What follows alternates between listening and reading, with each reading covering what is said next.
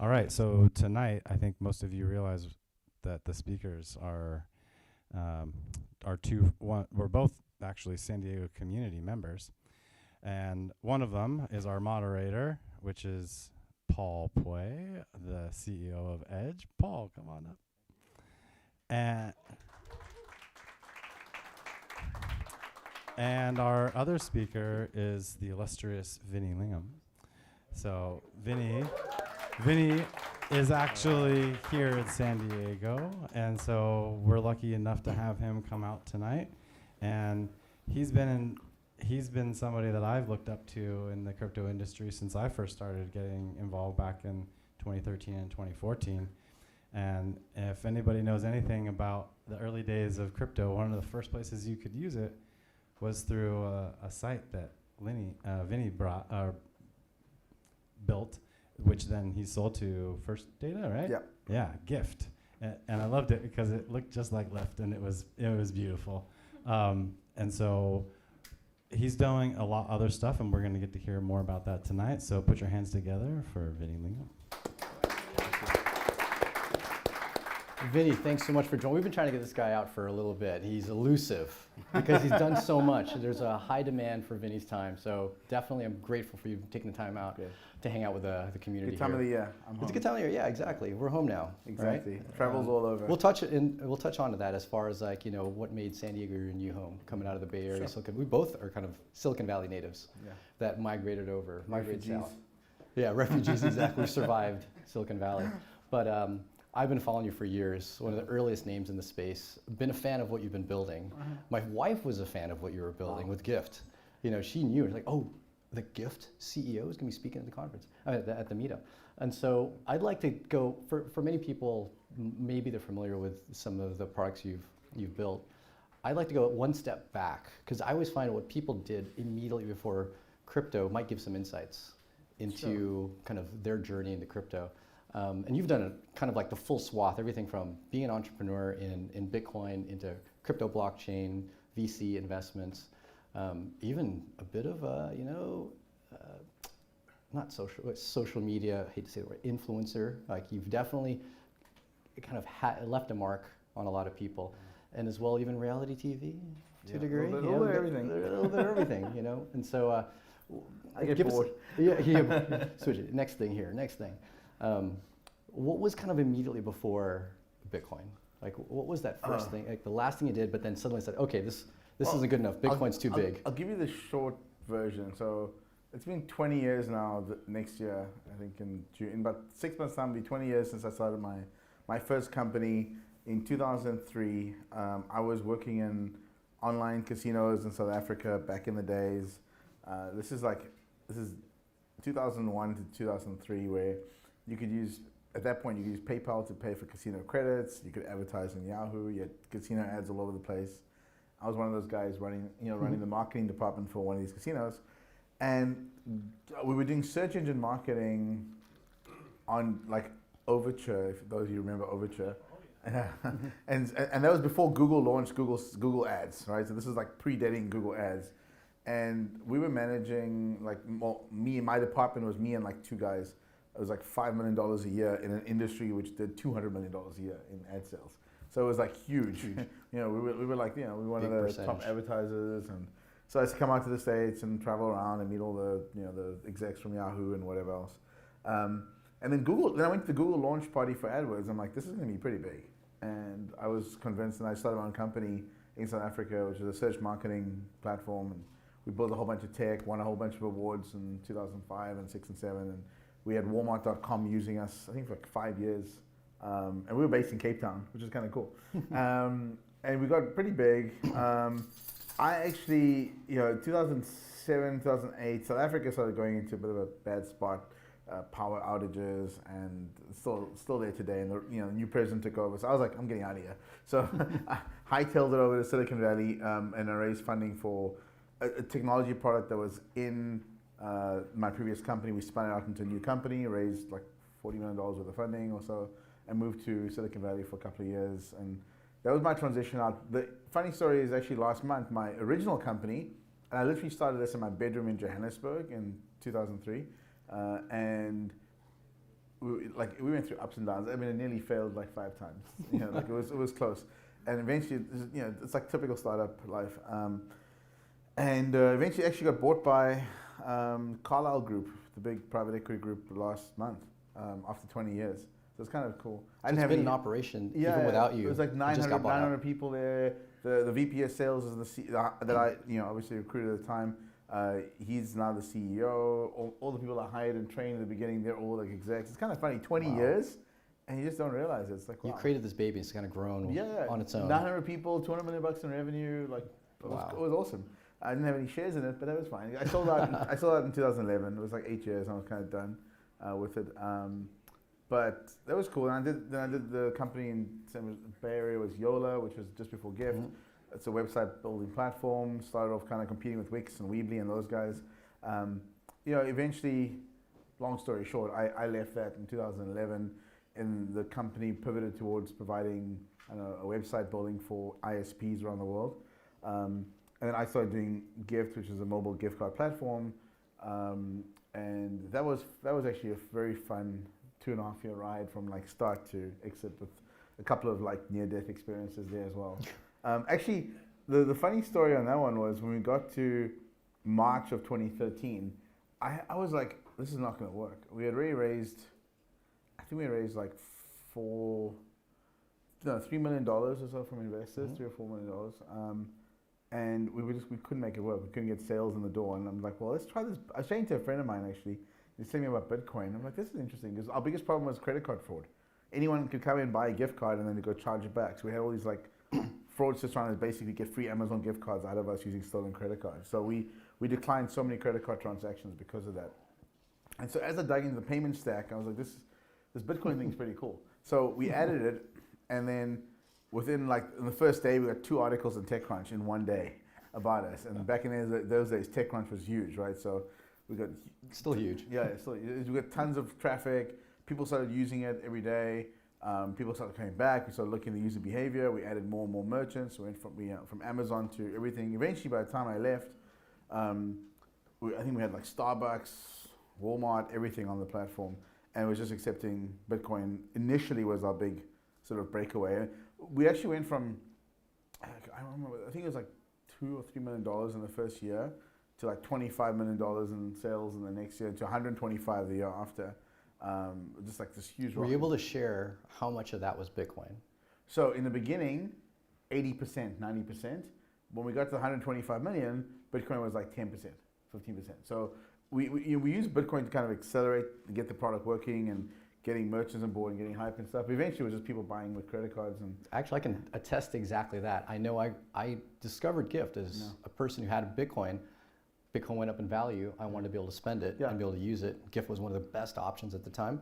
My wife also had some Bitcoin. She started using it. And then after a while, as Bitcoin dropped in value, it's like, well, spend the fiat, hold the Bitcoin. Exactly. Right. Yeah. Would you say that 90% drop, or when it was only 10%, was that kind of bear market times, 2014-ish? Yeah, it was 2015.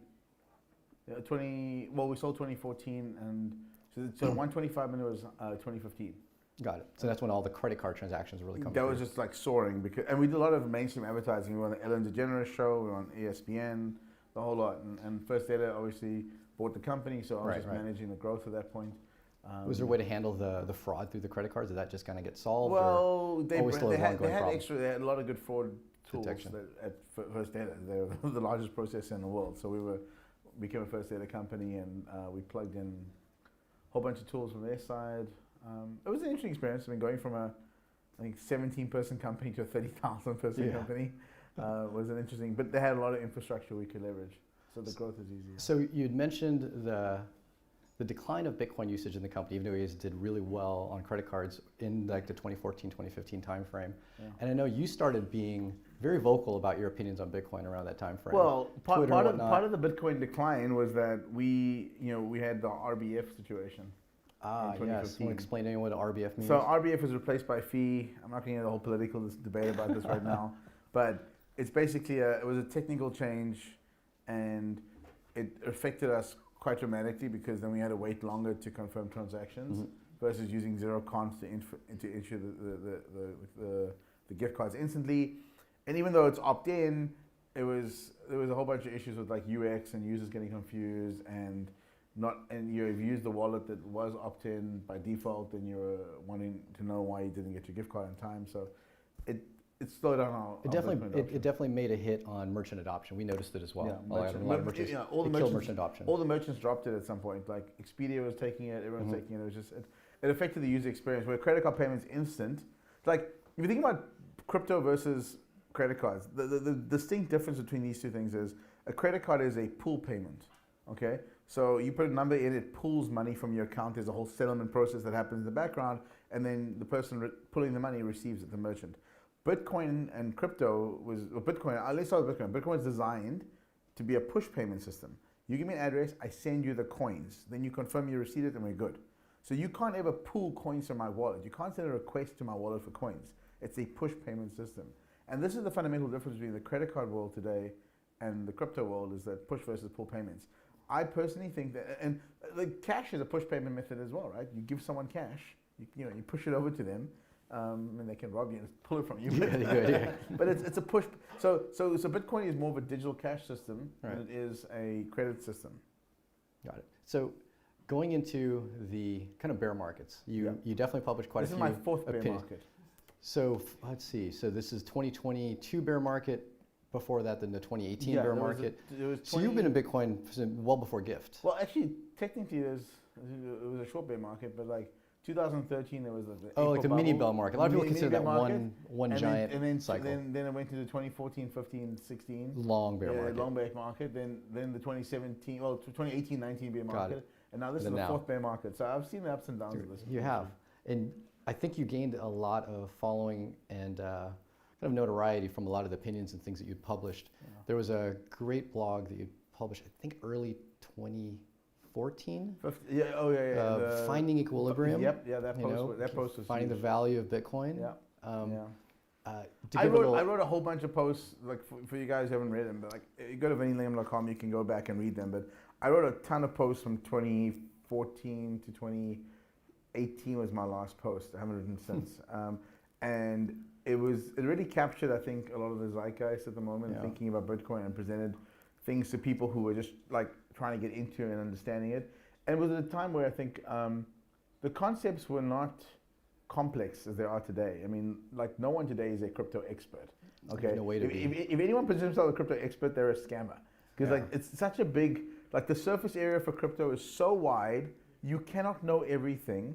Okay, at best you can specialize in maybe 5 chains if you're lucky, if that many. But there's just too much to know. So you just assume that like, okay, back in those days there was just Bitcoin, and Ethereum came later, and then you like I was a Bitcoin specialist, and like it was one domain that I could really understand. And then I didn't focus too much on the code. I focused more on like the functionality, the uses, just even basic stuff like RBF and Merkle roots and stuff. I wasn't like a deep coding. And I knew enough, and then I took that and applied it to market like fundamentals and what we're seeing in Gyft in terms of like transaction volume, and when the price is up, how people reacted, when the price is down, how they reacted to the prices and what they would choose to pay with. So I use like market data, and then I publish posts with some insights into what miners are doing, and it's just like broader ecosystem stuff. And after 2018, like the whole Bitcoin civil war and all the different views, I just realized like at some point, like my voice and doesn't matter, and everyone can form their own opinions. There's enough information out there, and reach your own conclusions. You had some interesting insights in that 2014 article with respect to the different pressure on the price of Bitcoin.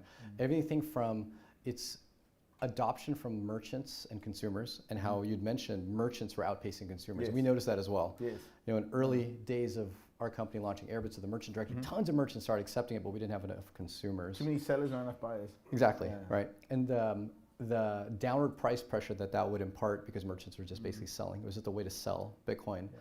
And then as well, the price impact on miners, when they don't have enough revenue to be able to hold Bitcoin, they always have to sell. So there's one of the early days of people, it's kind of common rhetoric now, whereas back then it was somewhat of a new insight.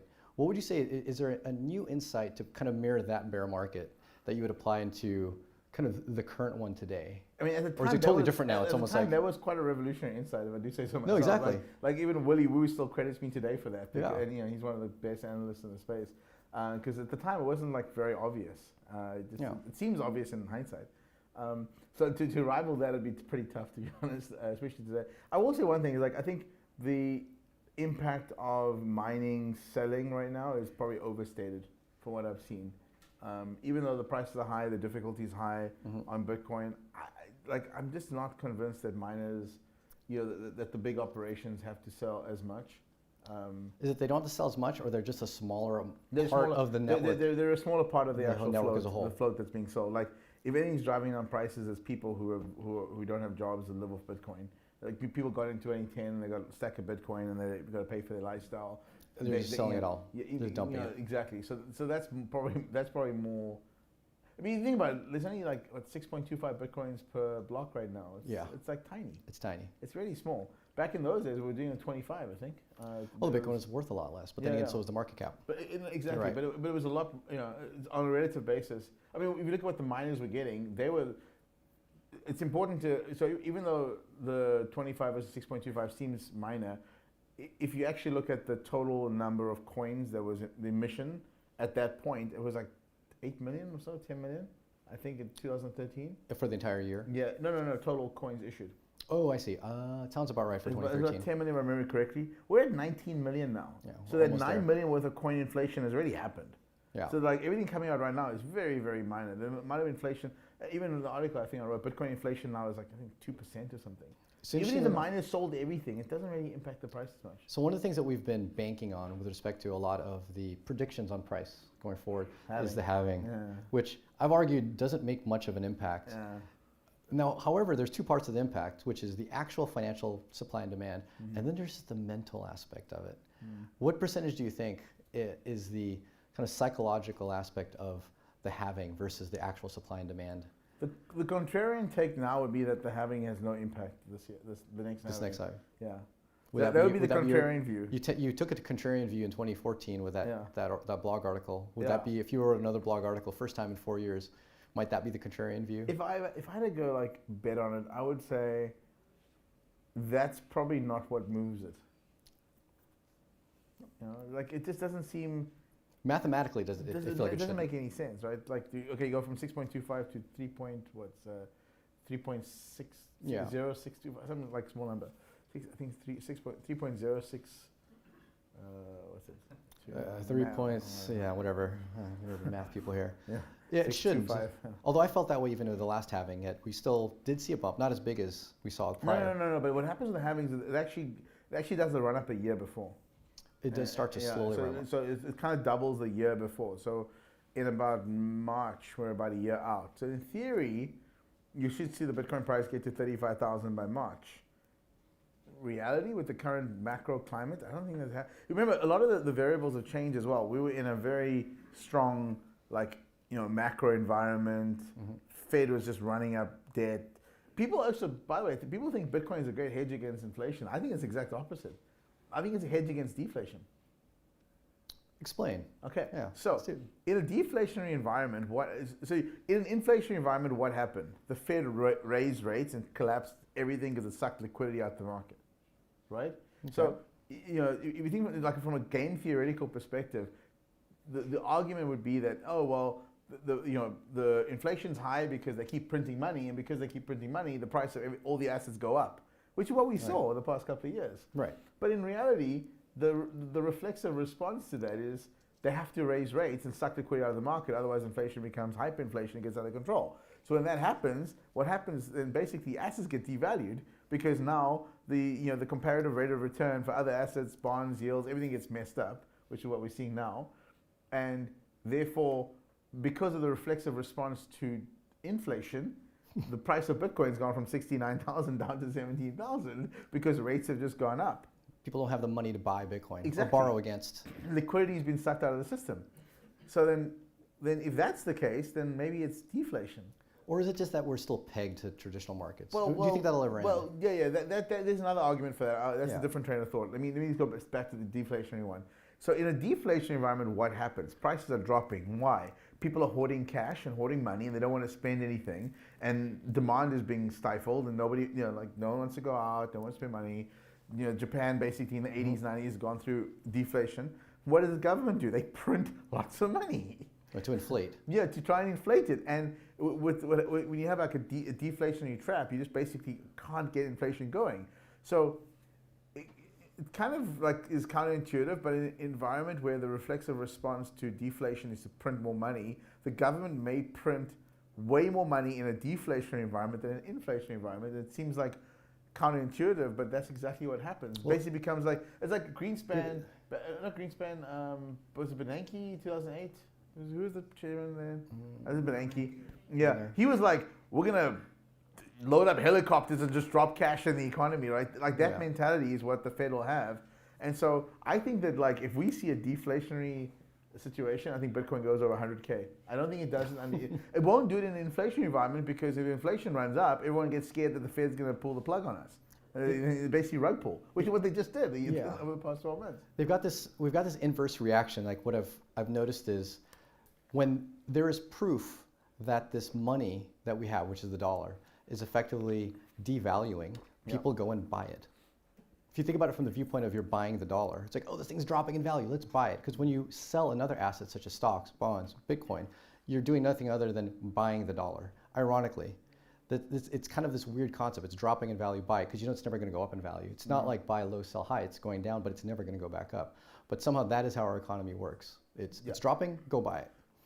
So what would probably make Bitcoin, I mean, I know it's again, I don't always agree with the narratives, but the narrative is that Bitcoin is a store of value. It hasn't held up as a store of value. We know that. It's supposed to be one in time, but what are the conditions in which it could be a store of value? One of the conditions is it gets used as a pricing pair for oil, right?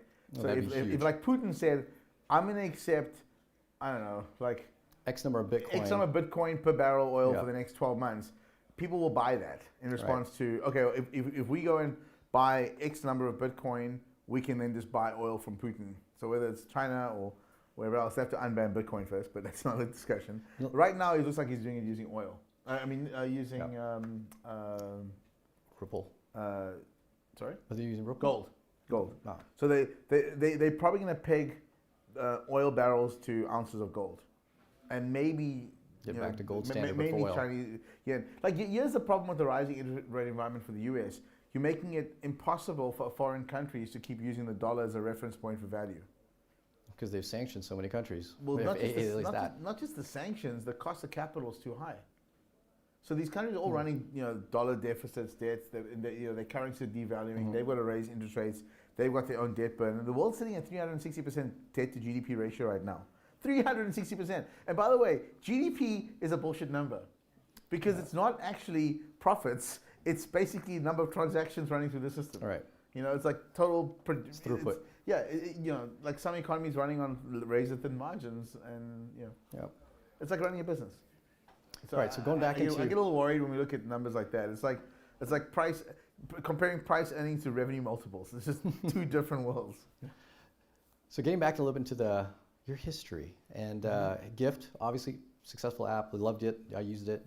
A lot of people did. Made a lot of splashes, and then kind of went into the industry of kind of the expansion of capabilities of Bitcoin cryptocurrency with Civic. Yeah. So talk to me about like that transition. What motivated that move into identity? Right. This is kind of an identity platform. Maybe you can give a little bit of description what Civic is. Sure. Really, I'm interested in that motivation of the transition into tackling that problem, which is a huge problem, but also one that is difficult to solve. It's extremely difficult. So we started off with Civic trying to. So one of the challenges at Gyft was all the credit card payments and fraud and figuring out how to identify someone. So we had people sending us fake credit cards. I'll actually tell you guys a funny story as a good example. So we got this guy buying, I say guy, but like a person, because we don't know who it is, a $500 gift card on our platform, and he was using a Bank of America debit card, and so we're like, okay, great.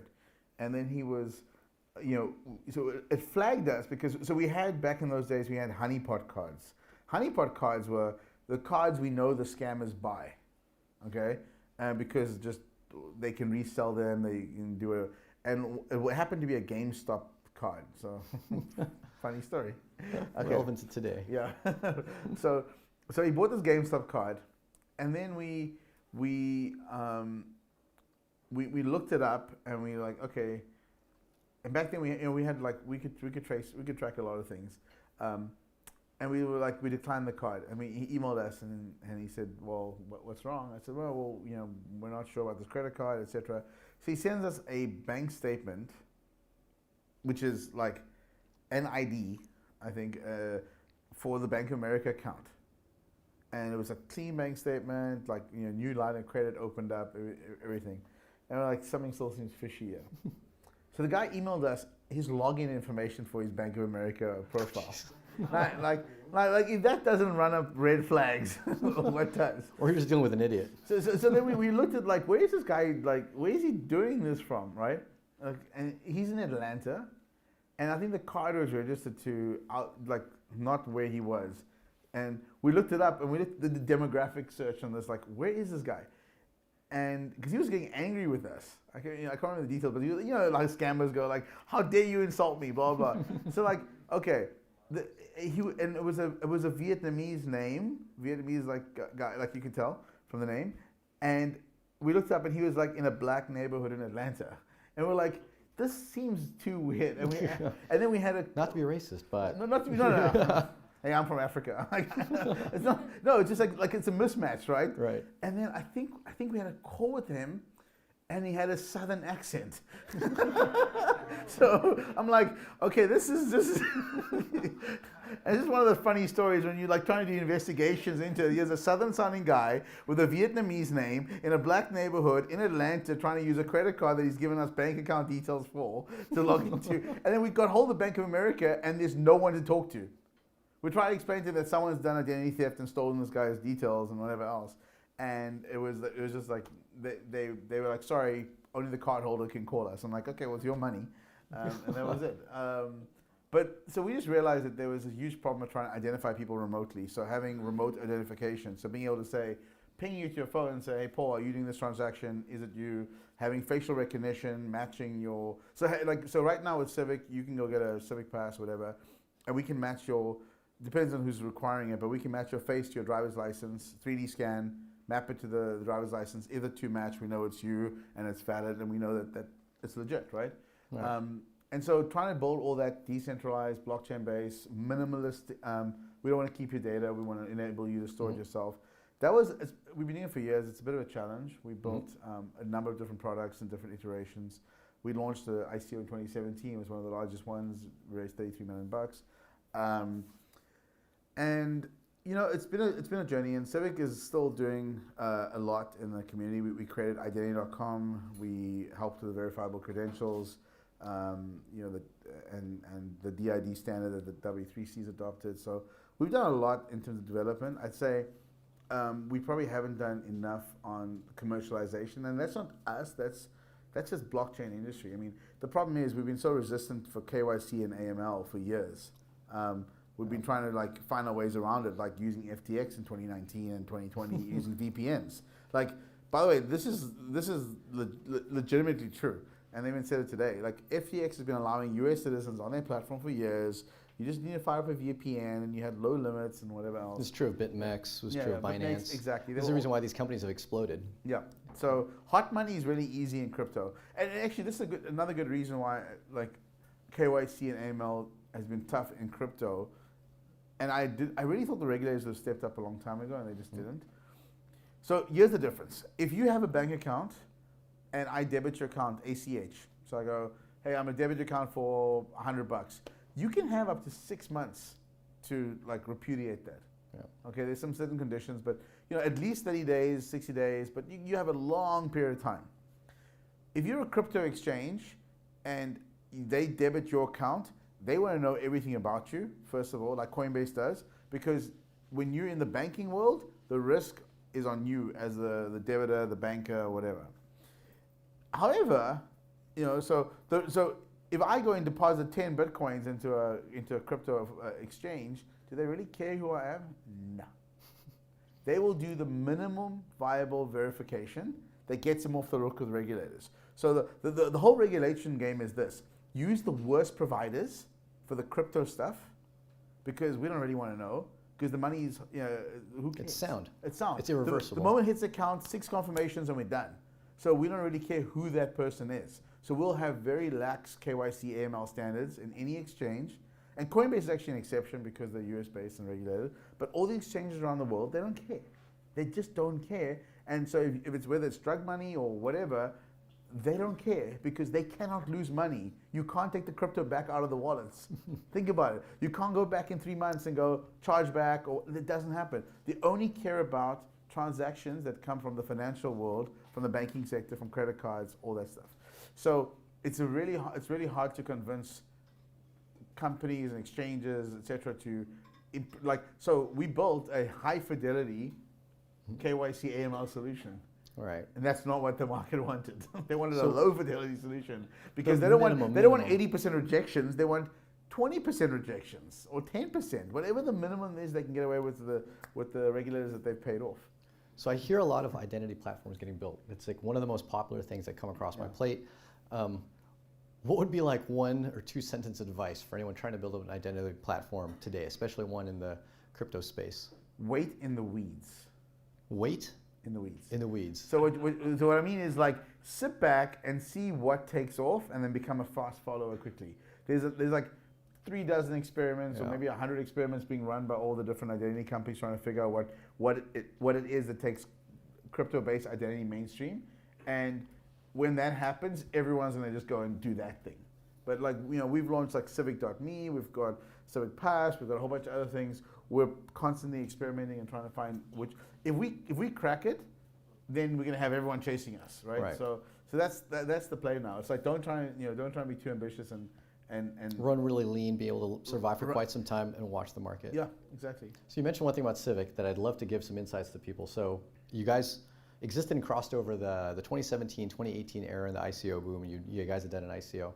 I'm sure you get a lot of insights from that whole process, right? Both the issuance, the post-issuance, dealing with token holders versus investors. Can you give any insights for someone that might be building a project and considering an ICO, especially in this day and age, which is very different from the 2017, 18 era? Don't do it. Just don't do it. Just don't do it. Simple. If you're in this room and you live in the States, don't do it. Just don't do it. What if we don't? Actually, maybe some people don't, or they're visiting San Diego and they're from out of town. Where would you think, not that I'm even recommending anyone do this, but what are the conditions under which you think a project would fit well in this current landscape in what traditionally was called an ICO? Is there any left? Is there even any space left?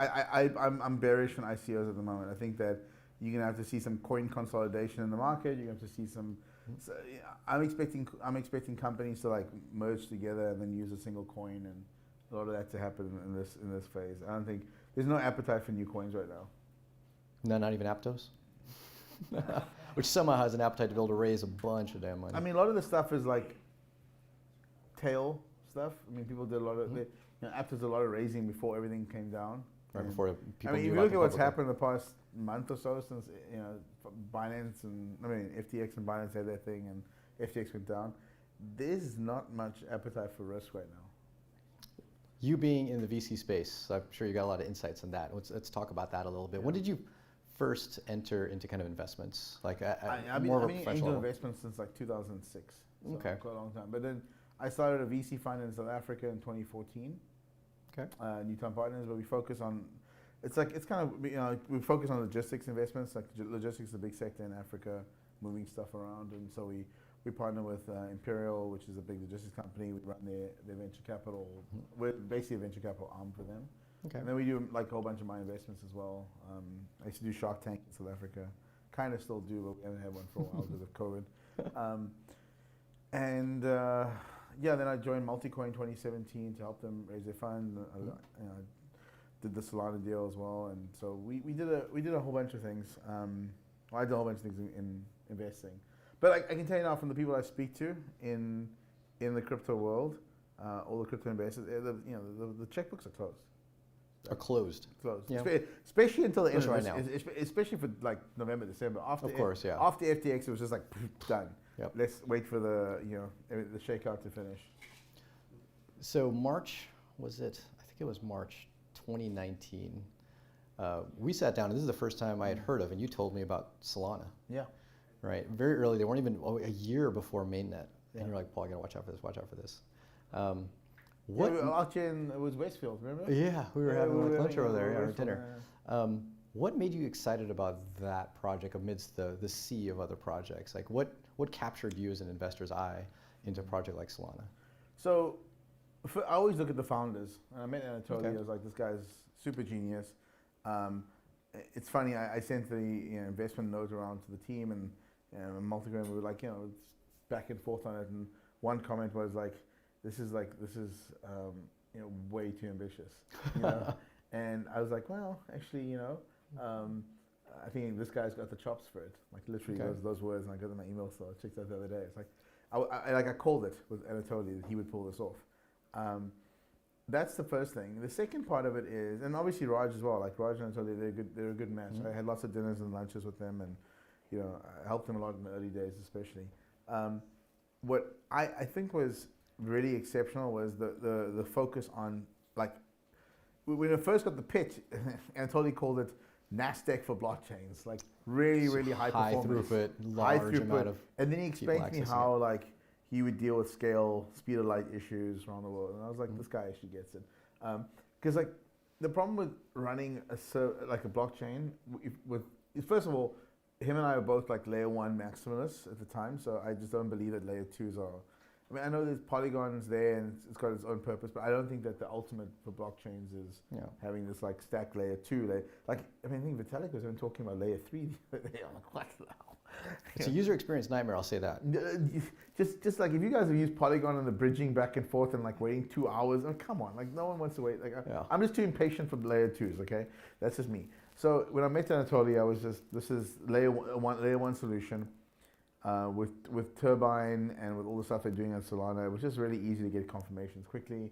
You put a transaction in, you can just trust it's done, move on, and then you can. I mean, he said at the time they can get up to about 750,000 TPS, which I think they hit like 8,000 or 7,000 the other day. It's still a long way to go, but like Bitcoin's stuck at 7, Ethereum's stuck at 21. Like this is Solana has done more transactions since mainnet than Ethereum since the beginning it started. There's a question there. Wow. Yeah, Solana doesn't, their TPS is based around validators that go back and forth, so they count messages.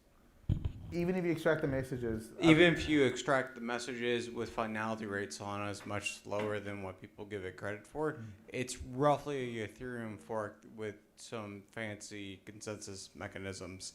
And when you were talking about Aptos with synchronicity back and forth, it also is not like most blockchains that you see today are really the same tech, just with elaborate Web 2 stuff. NFTs are really just like Bitcoin on top of Ethereum. Like it's not anything unique. And Solana, because the same people you're talking about, I've talked to as well. That's not how it's a falsehood.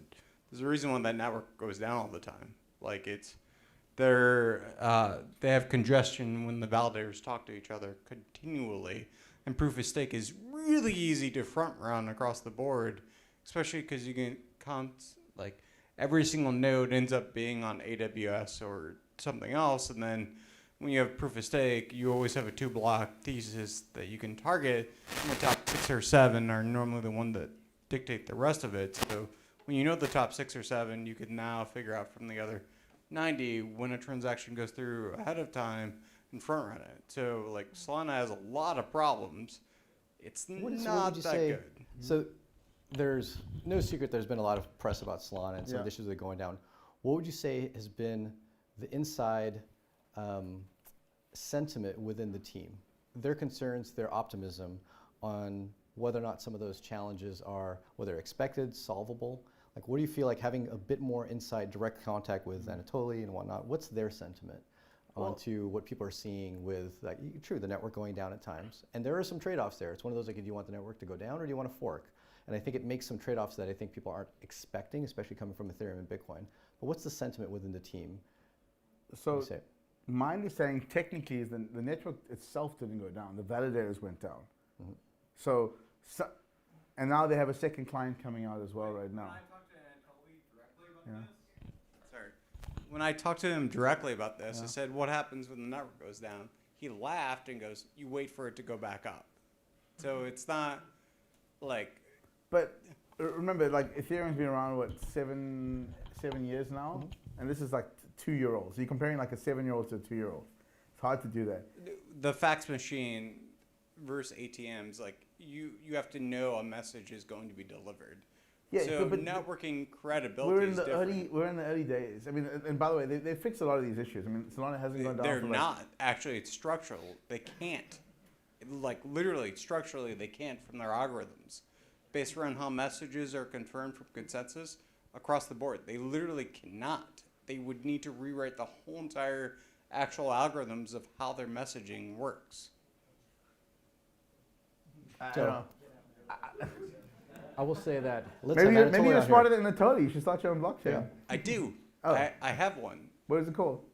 Prime Lab. Like, we literally have 1 million TPS, and I've worked with the top 65 blockchains. And the exact one that you're talking about, I helped actually architect and fix. So that's why I know the issues that you're talking about, they can't actually fix. When you're talking about FTX, Alameda directly, I've had a conversation with them. They're only interested in pumping and dumping. Aptos, you mentioned them.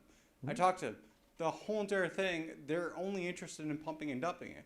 Aptos, all these blockchains are not, like, they're the fax machine of the Web3 world. It's like calling any of these blockchains Web3 is like calling a fax machine Web1. It's one directional in general. You have to index a whole entire chain and wait an hour for finality rates to figure out what your transaction occurred.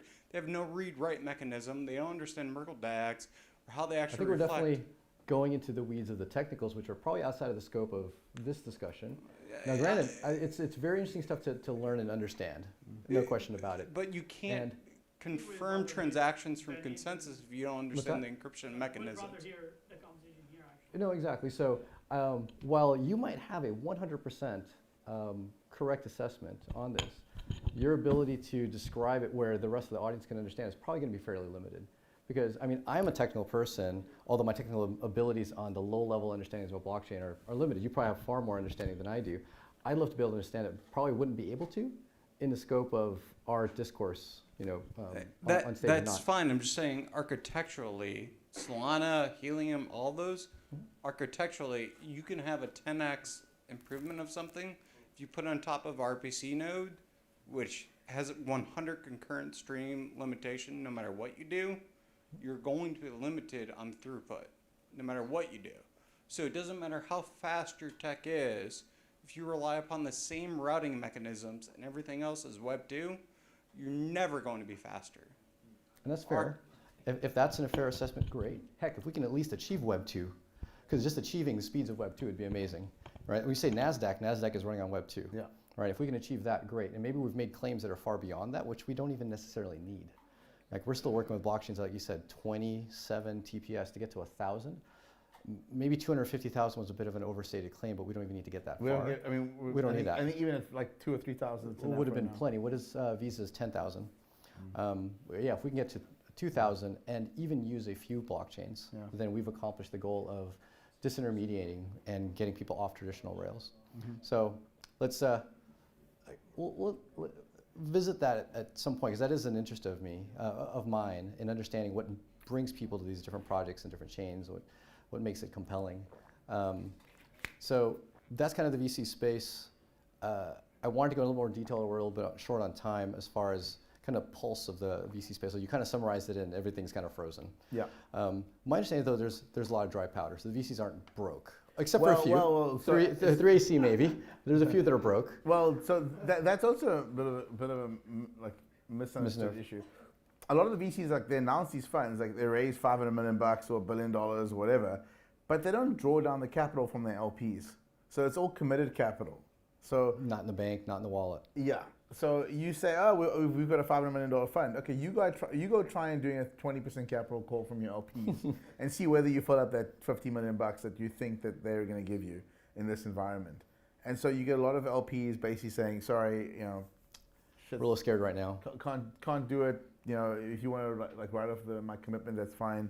Take the tax loss, shit like that. That's interesting because like you would think that you don't kind of put the carriage in front of the horse and announcing things like this. It's also good money after bad problem. Like if the fund put money into an overvalued couple of startups last year, now this thing's a write-off. What are you putting more money into the fund for? You'd rather just like, write it off and call it a day and then reallocate your capital elsewhere because the fund's probably going to be a dog anyway. Right, but they've announced that they've raised a certain amount of money when they really haven't. Well, I mean, technically, they did, but the problem is the people they're trying to get the money for. Guys, California has gone from a $100 billion surplus in 2021 to a $25 billion deficit this year. Why? Because the people who pay the taxes in California, All left. Well, so the 1% that pays half the taxes are all underwater with the stock market and everything else. Tesla's down 60%, everything's like in the toilet. So they don't have the money. Yeah. So you're still in California. Yeah. You haven't escaped like a few others. Let's Someone's got to pay the taxes. Yeah. Vinny's here to save California. There we go. I did get a lot of people trying to get me to go to Texas and Austin. And I was like, believe it. I've had a few of those. I go to Austin often. There's no way I could live Let's there. end it with this question. What brought you to San Diego? It's got to be the weather, man. Actually, there's a big South African community here. So really? That's one of the reasons. Like a lot of my South African friends from Cape Town moved out here. And I used to come here every year, maybe once, twice a year. And so, I always feel like you have to live in a place you never want to leave. And then whenever I come here, I just don't want to go. So I'm here for a week or two. I just like, Let's just don't stay. want to leave. Yeah. Nice. And with that, Time thanks for everybody. questions. Yeah, let's open it up Any for other questions. Yeah. Got one right here. Yeah, just a couple of quick comments. So, being a Mexican man that was raised in the Deep South, I will tell you that somebody who is Vietnamese in a black neighborhood with a Southern accent is actually not that uncommon. So You lost some legitimate business, Vinny. So the other one I want to say is I think I definitely agree with what you said about deflation in Bitcoin. If we look at kind of the Bernanke years, and it's crazy if you look at old talks from like 10 plus years ago where they're like, oh, we're trying to make inflation happen. We're really trying, but it's just not happening. We don't know how to make inflation happen. And that's really the time frame that you see that Bitcoin had its big run up. And in the time frame that it actually inflation did happen from like the 2% to 8% in that short time frame is when you saw Bitcoin dump. So just those are the two quick comments I want to make. Now, what I actually wanted to ask you there is I want to get your insight on your experience on how important it was as you as a CEO and founder to have a good accounting function at both the startup at Gifted and for your coin company. Sorry, I forgot what Civic? it was called. Civic. Because I think right now, especially with what's happening with what happened with FTX and the hearing that they had today, as an Intact consultant, I love that they threw shade at QuickBooks and just overall just talked about how important it was that they didn't have an internal audit function, that they didn't have an accounting function at all, and that they were this multi-billion-dollar company relying on QuickBooks. So I'd like to hear your experience on how you handled accounting in your ventures. So I've been very lucky. I actually had the same financial manager since 2013 with Gyft. I moved him across to Civic afterwards. So both him and the financial controller, the two of them, they're fantastic. They're still there.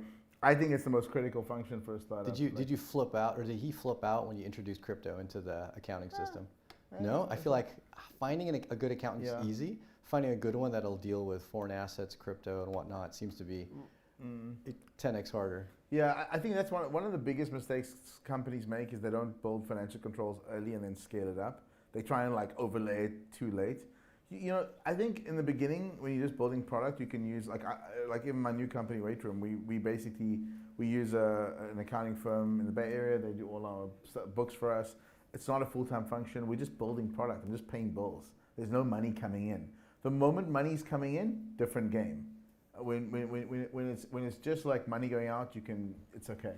It's actually interesting. You're now no longer having to deal with crypto accounting, correct, with Waitroom. We didn't really cover that. Yeah. You can give people a brief description of your latest current project. Yeah, I mean, 2 years ago, I kind of got to the point where middle of COVID, I was like, the whole video meeting conference tool thing sucks, whether it's Zoom or Hangouts, whatever. So I'm like, I'm just gonna build better software for it. And I want to do something outside of crypto because I've been in crypto for so long, and because I came from like consumer products background, I just want to build something which is more, like something that I use, right? So if you think about it, like those of you who work from home, I work from home now. I use video conferencing basically more than half my day every day, and I'm always stuck using a different one. So I go from like Meet to Zoom to Teams to WebEx, whatever the person sends to you. I'm like, this is ridiculous. So like we've been building this for just over 2 years now. It's getting there. We're adding things like agendas and like we're trying to basically build productivity software into the meeting itself. So you don't have to have you don't have to keep your notes in a separate notepad and whatever else. Like we're trying to like encapsulate the whole thing. That's kind of cool. Cool. Yeah. All right. Any questions? More questions? Any more questions? Oh, you guys covered. Oh, we got one in the back there. Oh, first off, thanks for coming out to speak over here. I was just kind of talking back on like how the VCs close their books right now in terms of like on the investing landscape and everything. From your particular perspective, what kind of variables are you looking for personally to help bring a lot more confidence as everything is whimpering away with everything between FTX and whatever regulatory hurdles to in general for being in the Are you space? saying to unlock that capital Or to bring more to unlock capital and invest in other So ventures right in now, space. on a risk-adjusted basis, any investor is probably better off buying some of the really underpriced assets out there than investing in new stuff. You probably more chance of like hitting, a 5x or 10x on maybe even Ethereum or Solana or Filecoin or one of these than you are trying to take the risk of backing a startup from scratch because of all the hurdles to get to the point we are right now. We're just at the point now. I think we're at the point in the bear cycle where things are so depressed. I don't know how much lower it can actually get. Like I don't think anyone cares if it goes much lower because there's certain people just aren't selling. A lot of the Bitcoin holders, they're just holding. You get look at numbers and by the way, people taking money. They're taking all these coins off exchanges as well. Look at Binance at like $5 billion outflow today. Mm-hmm. So I think it's just like the assets are going to dry up on exchanges, and so I actually think it might be good for prices. So we'll see. The fact that VCs are holding off on investing in like startups. Well, yeah, because the capital is going to have to go somewhere. So people with excess capital are looking to buy stuff, and if VCs aren't funding these startups and there's no money to go in and there's no co-investment and party rounds, whatever else, then what do you do with the cash? And so you look, oh, let me go buy some more Bitcoin, or let me go, like, the one lesson I think that I take away from all the different sort of cycles I've been in is the importance of assuming you're not over-invested and you've got extra cash to invest. If you're sitting in positions, let's say you bought like anything at an all-time high, and it's down 95% right now. Like for a small fraction of your original investment, you can basically cost average down and reduce your average cost by 50% at least. And people should probably do that. Even Bitcoin, like if you were buying Bitcoin at 50,000, 60,000, and now it's at 17,000, maybe just double down on that and reduce your average cost. 'Cause, like historically, Bitcoin is Going up. If you think 69,000 was the all-time high for Bitcoin forever, you shouldn't be in this You shouldn't be in the space. It's probably not. And whether or not you disagree with it doesn't matter. Like in 5 years, we'll know whether this is true or not. So I just wait for the next round. So I have a follow-up to that. One of the things that you mentioned on the VC side or the investment side I thought that was interesting is that people are risk averse right now. So you think that companies would be interested in more of like infrastructure plays or things like around like what you were talking about, like compliance, things of that nature that are helping to build bridges for validity and things like of that nature, more so than new protocols or new more infrastructure plays at this point? Do you think that's something that there's an appetite for? If there's demand for it, So I think without demand, I think it's hard to predict that. Like infrastructure is all good if someone wants it. Right? Like if, I see lots of infrastructure players, but like we're building this for, but like who wants it? Do you think with the entire implosion of FTX and Celsius, BlockFi, do you think the infrastructure demands have shifted at all? Or are they still where they are and it's just another Mt. Gox and we're still gonna, build and fund and put money into the same things we did over the past 8 years? Or has there been a fundamental shift where you think money will go? It's a lot of it's more on the move from centralized exchanges to decentralized exchanges. And because DEXs have low operating costs by definition, because there's no centralized entity behind it, the margins are better, the liquidity is better.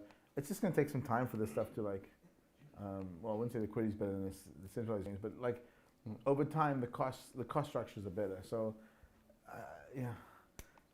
yes, the industry needs more infrastructure. I think it moves towards decentralized exchanges. Sweet. Any other questions? Got one over here. We got one over here. Just a fundamental question here on self-sovereign identity. Do you think it will ever get there? And if so, what's the linchpin that's going to finally get us there? I'm kind of bearish on that,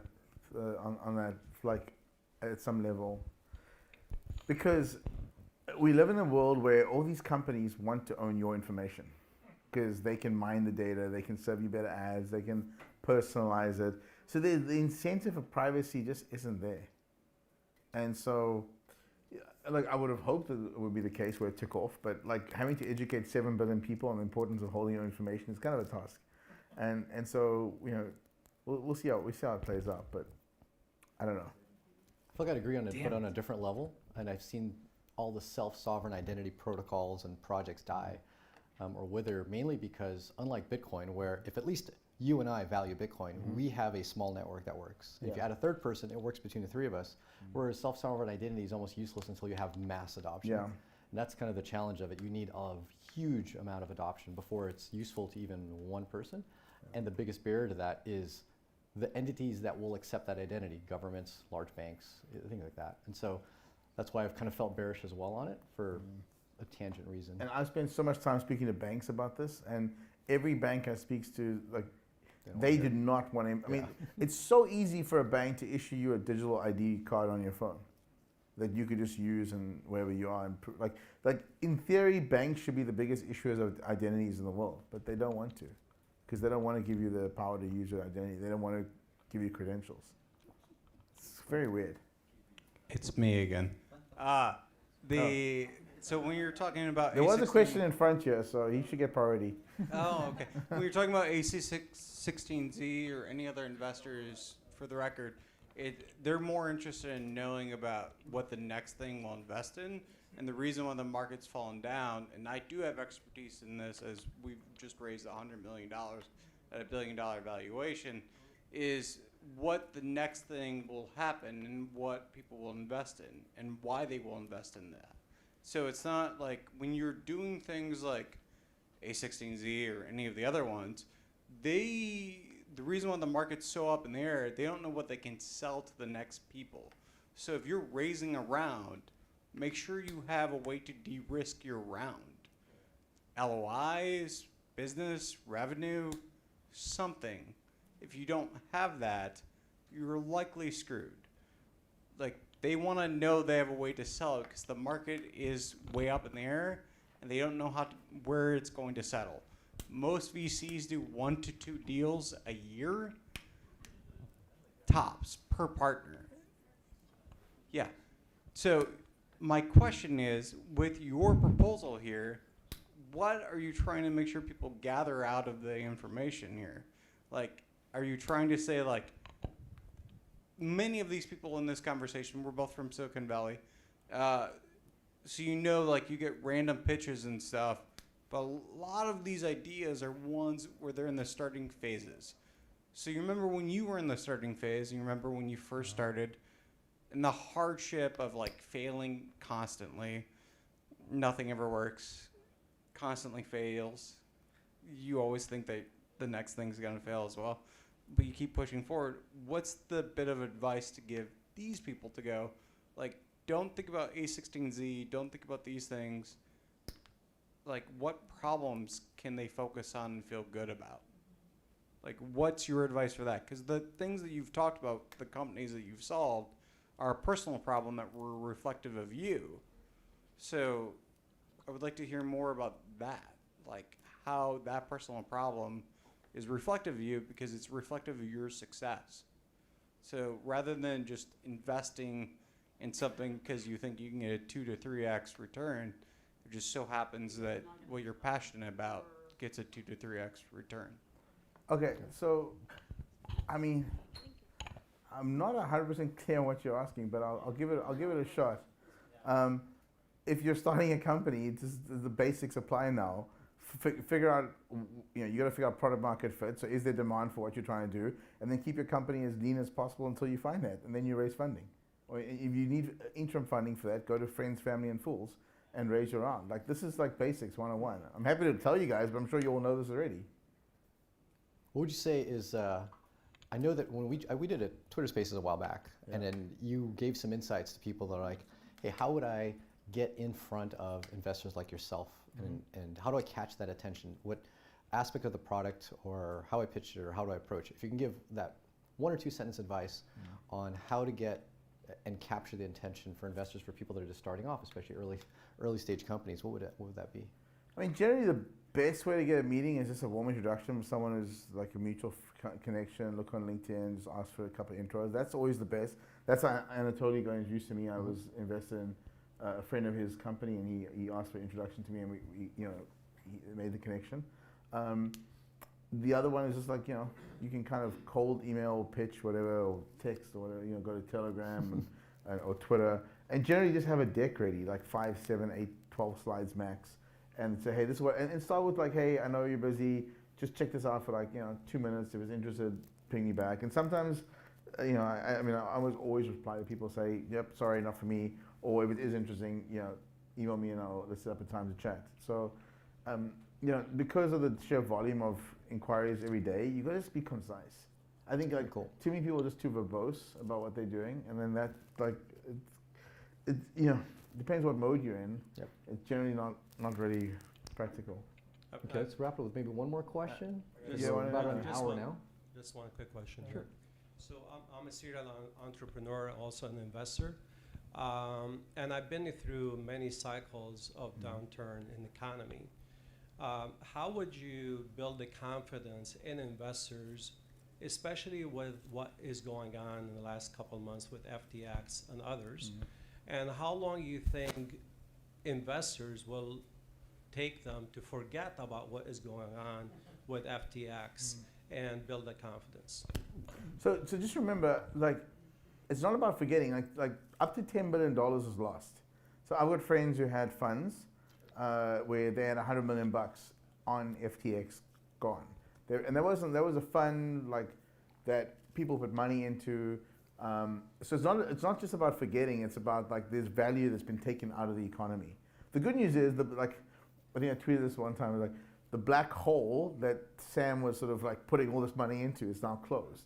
So at least the money stays in the ecosystem, because what he was doing is was getting all this money in. He was selling shit, dumping tokens, dumping on projects, going and buying FTX stadiums, paying celebrities millions of dollars just to pump and dump whatever he was doing. Like, I think we're still trying to piece together what exactly he was doing, but the good news is the hole's closed. Yeah. But it'll take time to heal. A lot of this is, unfortunately, you can't look at crypto in isolation. You got to look at like the macro context of what's going on in the US and with the dollar. Like crypto doesn't operate. If crypto was independent of macro, Bitcoin would be at $200,000 right now, but it's not. It's all linked. Cool. All right. Well, thank you. Appreciate one Yeah, more. he had one more. Excuse more. Cool. Sorry, I think it was kind of answered. Was about like decentralized identity, kind of like verified potential. I know Civic has contributed to the specs and so on. So my company got acquired this year, actually doing verified potentials, and now we learned a lot through that. And then one of the things we learned, like nobody can use it. It's not usable. But now what if let's just say there's a utility to that. Well, it is actually usable. The problem, here's the problem. Every time you want to provide decentralized credentials to a bank or to an institution, they want to store your data, and they want to keep it. And so the big roadblocks is that you can't find counterparties that don't want to store and hold your data and use it for nefarious purposes. That's the issue. Exactly. Sounds Because good, you yeah. could use zero knowledge proofs and DIDs all day long to prove stuff, but they're like, no, we don't want to know that you're over 18. We want your birthday so we can serve you better ads. And Exactly. that's the issue. Yeah, okay, sounds good. I just, Yeah. thank you. No worries. Thank you Cool. to everybody who had questions. Vinny, Paul, how can people connect with you moving forward? Find me Go on first. Twitter, @Vinny Lingham. I'm pretty There we easy to go. find. And edge.app is probably the easiest way because you might misspell my Twitter handle, Pollinator. So edge.app, you can find myself, my co-founder on there, our Twitter, LinkedIn profiles and whatnot. And yeah, thanks everyone for coming. Are going to be here for a little bit. We're going to run a little bit later than usual. We've got the DJ spinning back up, food still served, drinks are still being poured. Happy holidays. Thanks for coming out, and we'll be around again next year. Thanks, guys. Vinny, thanks so much. Thank you all. Well, appreciate it. Thank you. We're going to do a quick lightning round before you guys get to dancing. Don't want to have a If we can get everybody who wants to do the lightning round lined up over here just to talk about what you're working on, we'll do that before we close out. There's some big ones and some giveaways, so I don't think y'all want to miss this. Hi, my name is Haidar. I'm with Privatized DPass. We're the first company to put the same credentials that Civic creates. It's really hard to use. We put on Apple and Google wallets, so you can literally open the door with them, open a car with them, and at the same time log in with Zoom online. And we use NFC as well. You don't even have to scan a QR code anymore. So that's what we actually been working on. And then if you guys attended the Web3 San Diego and you came in with your ticket as an NFT and with Apple and Google Wallet, that was our system that issued it. But thank you so much. Let me know if you guys have, as in open source, so I'm not selling you. We're trying to make open source so you guys can grab the code and actually create a college degree that can go in Apple and Google. So that's what I'm working on. Thank you. DPass Privatize. DPass.io, Privatize.io, DPass.id. But yeah, we're Web3 San Diego. Our logo is there as well. So thank you. Thanks, Hadar.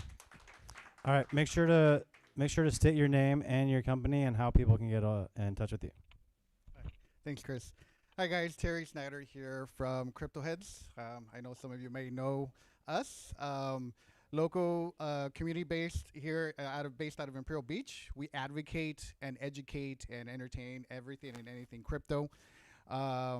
Basically, we believe we want to break down the silos in crypto, whether you're an NFT, metaverse, DeFi space, and come holistically in one place where you can learn. We want to be at the forefront of mass adoption and education. So that's what Crypto Heads is all about. And we have a lot of fun too. Tomorrow, if you guys are free, we do have a free event as well down in Imperial Beach overlooking the bay. We'll be talking about 2022 year in review. And then what we are looking towards 2023. And in January, we have a Cardano team, local Cardano team that will be teaching staking and NFTs and a bunch of stuff on the Cardano blockchain. So, before I forget, is anybody going to the Miami Quantum Conference? Okay, got a couple hands. We do have some free tickets. Carlos or Liarsi, if you guys want to reach out to us, we would love to sponsor you from Crypto Heads for Quantum Miami. Other than that, thanks, Paul. Thanks, Vinny, and thanks, Edge Wallet. Thank you, guys. And thanks, Terry. Okay, so hey everybody, I'm Tony. I'm from Blockchain. I'm Tony. I'm from Blockchain at San Diego, which is a club here at UCSD, and we're currently working on a project called Medici, which is about uncollateralized loans. And with any sort of loan, selling and borrowing of loans, you need to have a credit score of sorts. And it's something that we're working on right now. And if there are any devs here who are experienced in the fintech space with credit scores and stuff like that, we're always looking to hire new devs. So yeah, if anyone wants to work on that, please shoot me a text on tony.eth. That's my Twitter handle. Thanks, Sam. How's it going? My name is Blake. Completely uncrypto related. I'm working on the first in-car GPS wine tasting app. It's called Taste Wine Guides. So as you drive into a wine region, you can have a self-guided wine tasting tour based on your GPS location. So audio geotags will trigger as you drive through a wine region, taking you to our best wineries that we found in the area. And yeah, we've partnered with a bunch of wineries in about 5 different areas. So been working on that. Yeah, not yet. But yeah, you can find us on Instagram, Facebook, Twitter, LinkedIn at Taste Wine Guides. And yeah, that's what I've been working on. Thanks, Blake. Hi, my name is David Anyakora. I'm the CEO of EX3, which is Experience 3.0. We have an application, a social application to support experience creators, event management, sponsorship management, and attendee management as well. And then on the application, you can find different events, message with your friends, coordinate, and then also see logistically how long it's going to take for them to come. So we're based in Solana Beach. We have a crypto castle as well, a studio. We have events every monthly. So if you just want to stay connected, we'd definitely love to stay connected.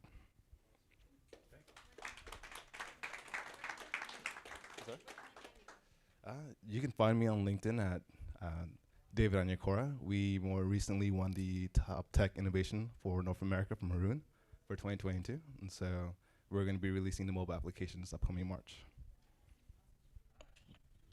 Thank you. All right. So just want to thank Paul again. Thank you, Chris. Just can't say enough how much you guys mean to the community here.